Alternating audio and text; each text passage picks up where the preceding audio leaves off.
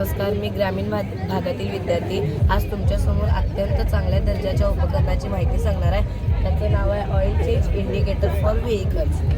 हे उपकरण नाविन्यपूर्ण आहे. सोशल मीडियावरती कोठेही नाही किंवा मी कुठूनही कॉपी केलेलं नाही. या उपकरणाचे आपल्याला खूप उपयोग आहेत. आपल्याला ऑइल बदली कधी करायची असते हे समजत नाही. मग यासाठी करायचं काय, तर हे यंत्र वापरायचं. मग ऑइल बदली नाही केली तर आपल्याला काय होते, तर हे बघा, हे जे इंजिन असतं ते अशा प्रकारे काम करतं. हे अशा प्रकारे काम करतं आणि जर ह्याला कमी दर्जाचं तेल मिळालं, म्हणजे पातळ तेल मिळालं, त्याचं याचं घर्षण स्पीड नव्हतं. हे पदार्थ तापून तुटतात आणि जर तुटल्यानंतर यामध्ये घनवंगण असा एक प्रकार आहे.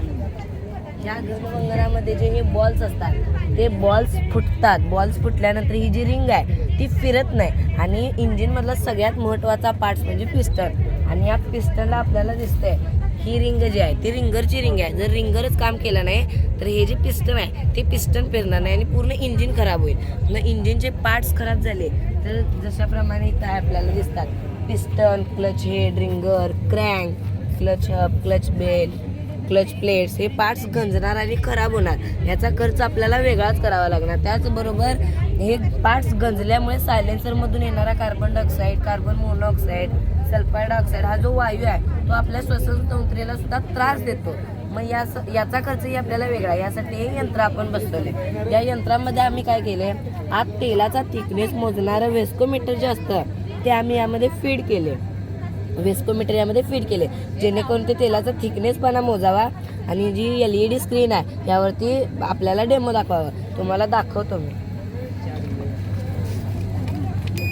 हे बघा, अशाप्रमाणे फील द ऑइल असा मेसेज येतो. हा आवाज कर्कश असल्यामुळे निश्चितच लोक ऑइल बदली करणारच.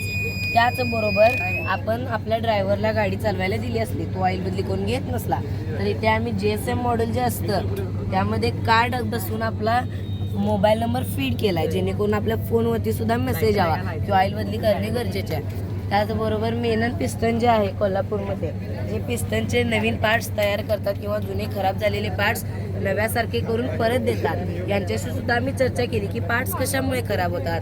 तर पार्ट्स ते गंजल्यामुळे. मग पार्ट्स गंजतात कशामुळे, तर ऑइल बदली नसल्यामुळे. मग यांच्याशी सुद्धा आम्ही चर्चा केली. त्याचबरोबर महाराष्ट्र प्रदूषण नियंत्रक मंडळ कोल्हापूर जे आहे त्यांच्याशी सुद्धा आम्ही चर्चा साधली. मतकरी साहेब जे आहेत त्यांच्याशी आम्ही चर्चा साधली.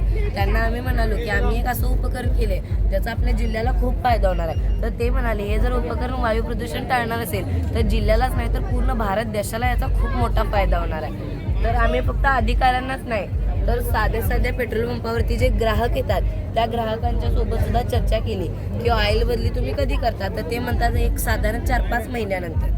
मग 4-5 महिन्यानंतर किंवा गाडीतून धूर यायल्यानंतर, पार्ट्स वाजायला लागल्यानंतर. पार्ट्स वाजले म्हणजे काहीतरी त्यातले पार्ट्स खराब झाल्यात. त्याचबरोबर धूर आला म्हणजे वायू प्रदूषण वाढलं. ह्याचा खर्च करण्याऐवजी ह्या जर आपण यंत्राला स्वीकारलं तर आपला खूप मोठा फायदा होणार. धन्यवाद.